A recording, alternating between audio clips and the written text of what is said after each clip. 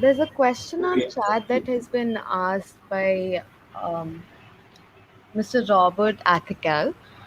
Uh, One of the speakers raised a valid observation that the northeastern Nagas descended from the North Polish people. Any responses to this observation?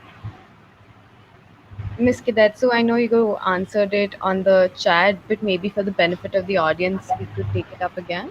Um, this was a hypothetical connection, just in terms of the commonalities that you find. Yes, of course, there are many things in common between the tribal peoples of from all over the world. Actually, that's something I think indigenous people in this country, around the world, we do share common values and maybe even some common cultural practices. But I wasn't trying to say that we actually really came from the North Pole. My purpose was just to demonstrate that our folktales imagine commonalities and connections between humans, between the natural world, between the physical natural world. And I think when we think of that, then it gives way to ontologies that help us to think, develop ways of interacting with the world, using the world, engaging with the world that is more empathetic. I hope that makes sense.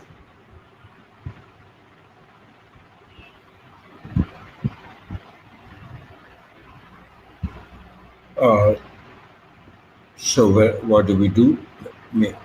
Misinam can. Misinam, are you in? Yeah, I'm in.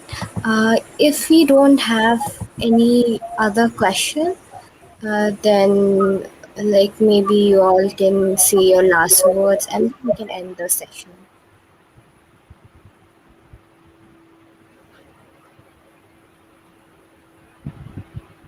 If you all have any other thing to say.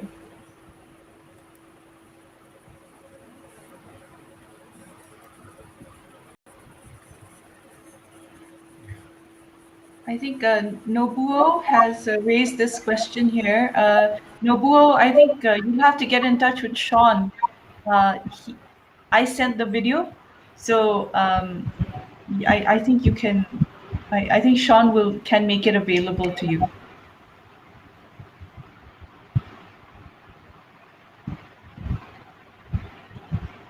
Okay.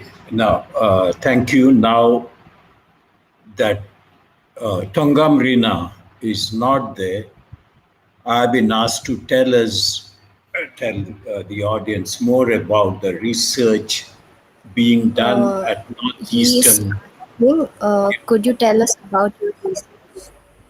about. Okay, a bit about the research being done by Northeastern Social Research Center, of which I am director, even at my age.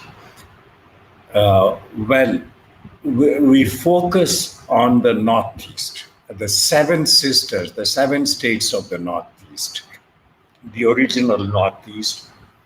We exclude Sikkim. We focus on 3 or 4 issues. One is livelihood. The second is gender issues. The third, conflicts and peace. And fourth, tribal issues, tribal livelihood. And most of our studies are a combination of these 4 areas. We do not take a single tribe at a time. We usually make comparative studies of 6, 7, 8 tribes perhaps. For example, we just completed a series of on the gender implications of the tribal customary law. We did that with 14 tribes, 2 per state. We looked at the tribal customary law, how it was in the past, and what it meant from the gender and class perspective, then how has it been modernized, and what are its implications? We realize that the past was not gender friendly, but we realize that the present may get worse. For example, why? Because it often means modernization without adequate preparation of the community. And this usually results in has two implications. The first is strengthening of patriarchy. Two, class formation in the egalitarian society. Why? Because the modernization without preparation involves essentially a transition, without transition, a changeover without transition from a community-based informal economy to an individual-based formal economy. And in that individual, the man is considered the head. So the woman was never equal to the man in any tribal society, even in the past. Even in matrilineal societies, the woman was had a better social status than her counterparts in caste societies. She had control over the family economy, the descent and inheritance was through the woman, as Angela Ingty just explained. But social control was in the hands of men. So in that sense, they were matrilineal but patriarchal societies. What happens is that if care is not taken, if modernization is without preparation, the power, the individual property is understood by the formal sector as property owned by men. So even in matrilineal societies, power passes on to the individual, man. So both the community and women suffer.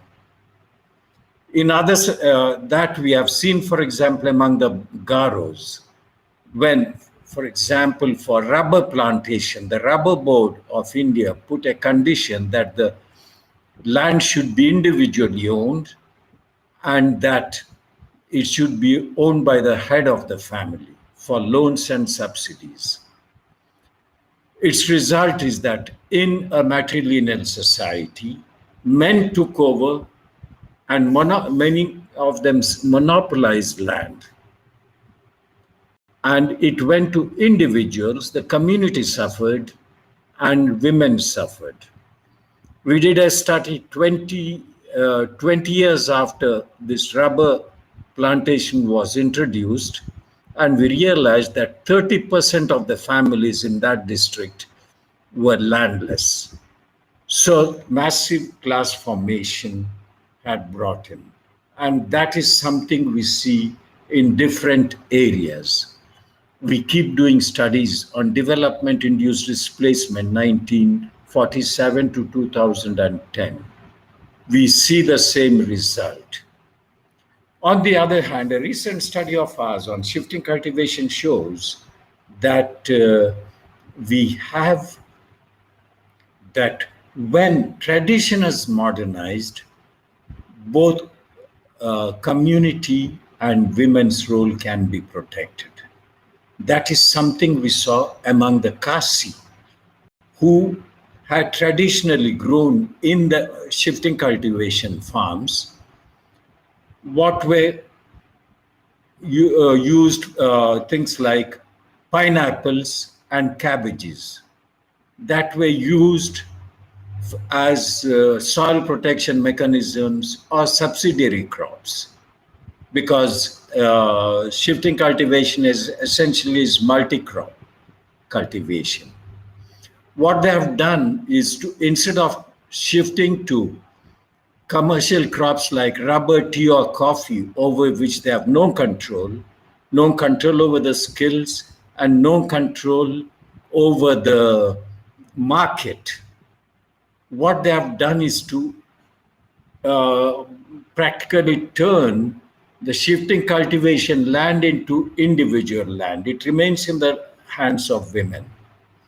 They grow food crops, but also have increased the cultivation of pineapple and cabbages, and that formed a group in the village where the women, one woman takes the produce away from to the market, which is far away, so they get more income. So that commercialization is not on the terms of the formal market, but on their own terms, and they have control over it, which they do not have when that modernization takes the form of commercial crops like rubber, over which they have no control either over the crops or the market. And I can go on with the studies. All I want to say is that our 20 years of research institute center is 21 years old. We are in its 22nd year. Now, we have realized that the tribes have a right to change, to modernize themselves, but modernize on their terms. When the effort of the formal sector is to get them to modernize on the terms of the market. And that is something we need to deal with. And what does it mean for the tribes of the Northeast? Take, for example, to go back to shifting cultivation. There's a trend which says that it is anti-environmental. It should be abandoned and replaced with individual settled agriculture. And that can be disastrous to them because they do not have skills meant for that. And there are studies in Arunachal Pradesh where land has been taken over for dams and people have been given 2 hectares of land or 1 hectare and abandoned to themselves. They are not able to cope with it. They do not have the skills meant for settled agriculture. What is important is to modernize shifting cultivation as the Kasi have done, and I've seen some other tribes doing. And the same holds good for land management. Sudden switchover from community to individual land is not the answer. We need to look at their customary law. A sudden switchover from the customary law to the formal law is not the solution. That they lose control over their community resources completely. One needs to modernize their tradition and see what type of economy is required for that, where their community can be turned perhaps into cooperatives of the new type for marketing, where individuals can take decisions together on what to grow, but individuals grow, but then they process and market them as communities. I think this is the type of economy. Similarly, the political situation, modernizing the law is, again, not going back to the past, as the situation in Nagaland shows, where they came out with the urban bodies election, with 30% reservation for women. And men said, their leaders said, that their customary law does not allow women to get into the political processes. There was opposition to that, and that was sabotaged. I think we need a dialogue with them and for modernization, not sudden imposition. So these are the types of studies. These are some of the processes we see, and that is what you see in our publications. We have about 50 of them over the last 20 years. You can just access our website, and then you can access them. But what is important is that for us, a publication, research does not end with publication, but we go back to the communities, dialogue with them, and reflect with them on the implications of this. And that's what he did, for example, on the gender issue. After studying the gender implications, we sat with the communities. And I feel that is one of the processes required in the Northeast. We speak of the Northeast as a region of conflicts.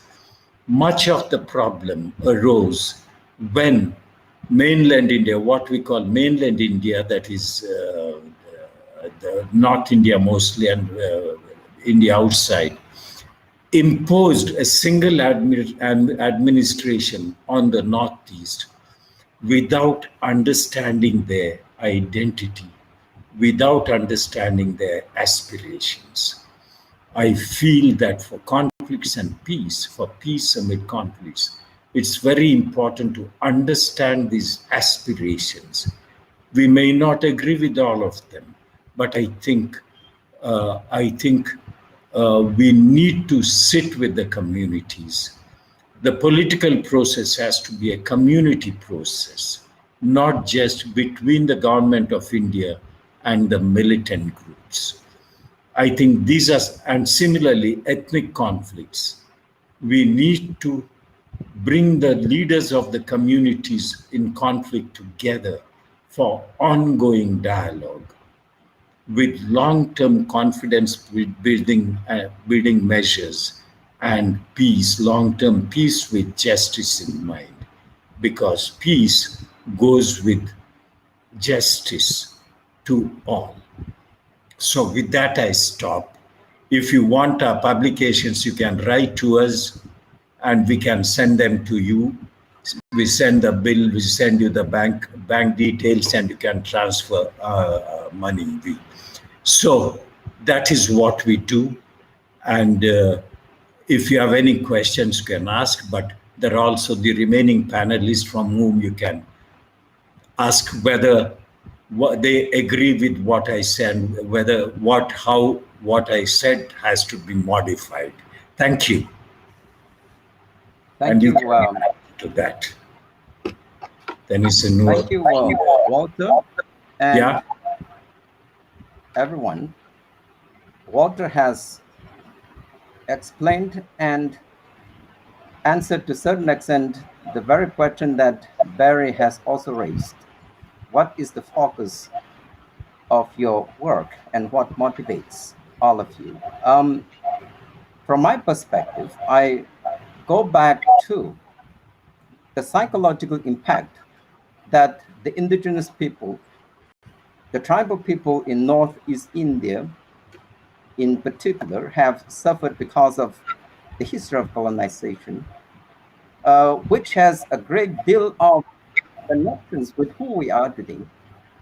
I teach in a Christian theological college, and many of you would know that most of the Northeast Indian, especially the tribal people in Northeast India, have embraced Christian faith. And the church has a lot of power. The church has a lot of influence. And this is where my passion is all about. the need to change, the need to change our attitude, our mindset, because we have, theologically speaking, we have borrowed and we have been great deal influenced by the West's way of doing theology, West's way of relating with life, West's way of relating with society and with the world. As we have, I think I joined late because of a network problem, but I could listen to Theyiesnuo's last part, Angela's, the whole thing, and all of us, I think 3 of us spoke about the community value, the communitarian value. And that's what I think Walter is also reiterating, the importance of that. But unfortunately, that value is almost gone. Because of what? Because of the influence of this modern development, because of this, as I mentioned in my presentation, the neoclassical liberal worldviews. It has become so individualistic. But even from the religious and faith perspective, Christian faith is about community, not individualistic. But we have inherited that. As a result of that, we look up everything that comes from the West. We look up everything that we are told comes from the developed nations or from the developed people. And so what we have with us, we regard it as not important. It is regarded as backward, as we mentioned, it is regarded as superstitious. And so we are not able to come out of that mindset. And so we are struggling with this. I teach to my students. Because of this, we teach tribal values, tribal theology, tribal faith, tribal environmental concerns issues, telling them it is not about going back so that we go back to our foreparents' days, but to reclaim and rediscover our values so that we are able to build the future that we dream of. And I think this is where we're finding very difficult, because the youngsters of our age today or younger than us are so much influenced by the modern development, globalization, values, and so on. And so most of our children, our youngsters, are already out there in urban cities. Perhaps they had to return today, this time because of the COVID-19 pandemic. And what happened? Tribal people, we belong to the land, to the nature, and back to the farm, back to the field. Everybody started farming. And that's where we are. And this is where, from my perspective, trying to convert ourselves from that mentality which says, tribal people, indigenous people, you are not civilized, your way of knowing is not valid. We need to come out of that and then reclaim, and based on that, work towards our future. And precisely what Walter has been saying, yes, that's what we need to negotiate. But we have to bring in our values, not wholesale accepting everything that is imposed to us. Thank you. I think to answer, I think it was Barry who asked. To answer Barry, I think for me, I identify as a feminist, as an Indigenous feminist, and I think my work is concerned. I just want to introduce nuance. I think in the knowledge, in what is known about people from the Northeast, and now I'm not even going to speak about people from the Northeast, in what is known about the Nagas, I think we really need nuance. And I think it's the responsibility of people who are studying the Northeast, and especially scholars from the Northeast, indigenous scholars, for us to create and, expand this, the possibilities of what can be known about us. Having said that, like I agree with what Walter says, is we can't go back. It's a return to innocence and primitivity and some that kind of life, that's not possible. We are very much in the present. We have to deal with globalization. We have to deal with this sort of new digital world. And so then how do we remain indigenous? How do we incorporate our indigenous knowledge into our lived realities? And I think that's something that really concerns me. And finally, as a woman, as when we talk about laws, when we talk about what is known about us, in indigenous knowledge also, there's this there's this entire subterranean, body of women's knowledge and women's narrative that tradition overlooks, academics overlooks. And I think as a woman, this is something that I'm, this is my passion, is to introduce nuance, not just in terms of, indigeneity, in terms of, trying to find, look at contemporary cultures and look at the way youth and Nagas are trying to mediate between the various forces that all people around the world encounter today, but also as a woman to see how we can bring our voices in.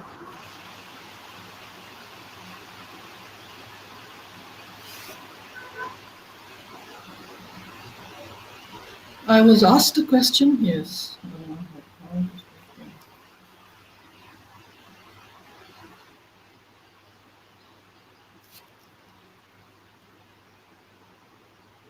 Because actually, men were always in control, but then our forefathers very wisely thought of how the women also could be given some rights and property and inheritance rights and so on. And in our community, the men are always more assertive. Of course, that happens in all other communities. The men are always more assertive. Recently, they tried to codify our customary laws in which they tried to suppress the women and their rights, and the women were supposed to be punished and sold for a few rupees and so on if they did not follow the norms of society. And of course, the women in our community, especially the Mothers Union, which is a very strong and active movement, rose up and said, we object to this. The district council, which is very corrupt now and very male-dominated, tried to pass these laws, but we objected, and somehow it has been held back because the government and the governor is still not very sure whether they should get through it. And we are waiting in case they try to establish those, codify those customary laws, they'll go very much against the women. So superficially only, we are matrilineal. It's more patriarchal, like all other tribal societies. Our forefathers in their ancient wisdom had thought of giving some rights to the women, but then as it happens, as we go down through the centuries, it's always the men who assert themselves. Of course, I don't blame the men. They also need to have their rights and their equality, and we are trying to work together to that, but I think there's a long way that we have to go. And I agree with what Father Walter and Yangkahao and Theyiesnuo also has said, that we need to modernize our traditional values and share it with the rest of the world, what is good, so that what is bad, we have a lot of things in our past that were not really good. So what is bad, we have to get rid of them, and what is good, we have to establish and bring it forward. And a lot of our people, frankly speaking, are still very backward. And those who are more educated, those who have gone out and they have seen and they have learned, they understand, but there is always some selfishness and greed, as I had told earlier. And in the rural areas and in the villages, there's still a lot of ignorance and superstition, even about this vaccination situation. Higla is having no problems because all kinds of superstitions, stories are being told, and they are finding it very difficult to control pandemic. Suddenly, Higla has gone up because a lot of people are hesitant to take the vaccination. So I think that's all I have to say.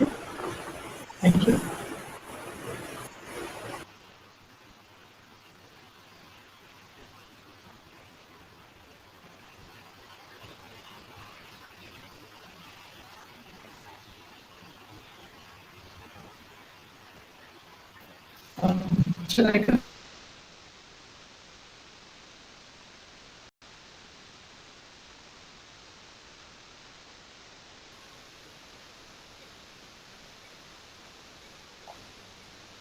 So Hey, now we're you're reaching just about time, but we could do one more question and then final thoughts from the group.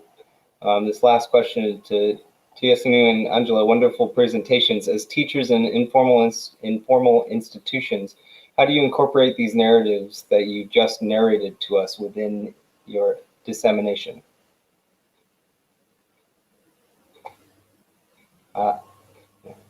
Yes, this is a very interesting question because, you know,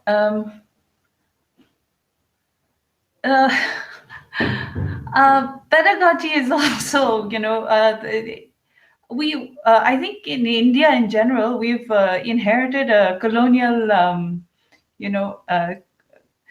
practice of colonial pedagogic practice that includes syllabus also. So we don't really have much of a choice as to what we can teach. I teach in a college. And the greatest tragedy is that we are right now in the process of switching to a new system, an entirely new syllabus. Previously, we had just one paper on writings from Nagaland. So there was that small window where I was able to teach writings in English from Nagaland to just English honors students, but still. And using that paper as a doorway, it was possible to discuss indigenous knowledge, practice, society, to talk about issues that we faced as a people, conflict, so many issues. But now with this new system, there's nothing there. We're back to now we have a syllabus that is in conformity with, I think, the national syllabus. So for example, we have the regular English literature, the British literature papers. We have literature in translation, that would be ancient literature. So we have literature, Sanskrit literature that in translation. And while, I'm not saying that there's anything wrong with any of these things as such, I think there's a problem if these papers push out papers that accommodate writings from here, because as somebody who teaches literature is a wonderful, very powerful way for young people to begin to engage with our own culture. So how do we incorporate these narratives? Even I'm wondering myself how I will incorporate these narratives now. How will I draw parallels between this world and Shakuntala? I'm not very sure. So I hope that answers your question.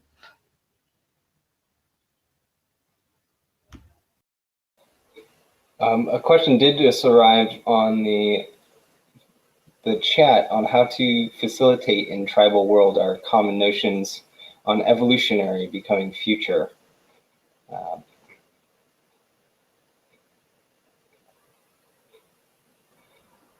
Well, I think that's an interesting question, which certainly I think requires all of us to think together.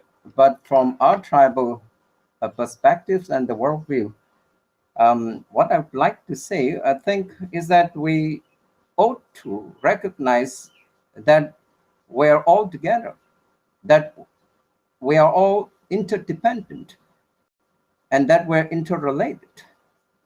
We need, I think, to get back to this. While we're interrelated, interdependent, and yet we are unique to each other, I think our unique identity still holds. And so long as we recognize this interrelatedness and our interdependence of one another, and yet upholding our unique identity as who we are, I think that's how I would like to put the very question that has been posed. But I think that's a very challenging question for all of us. But from my perspective, that's where I think, or that's what I would like to say.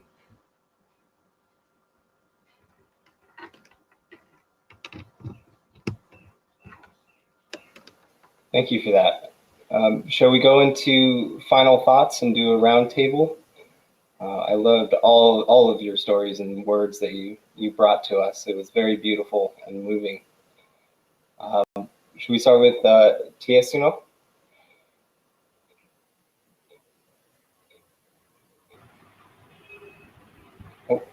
Yes, I'm just very grateful for this opportunity to, share my thoughts in this conference.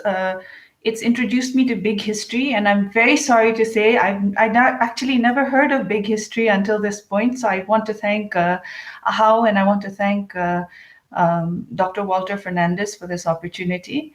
But now that I know what big history is, and when I read about big history, I thought, my goodness, this is so similar to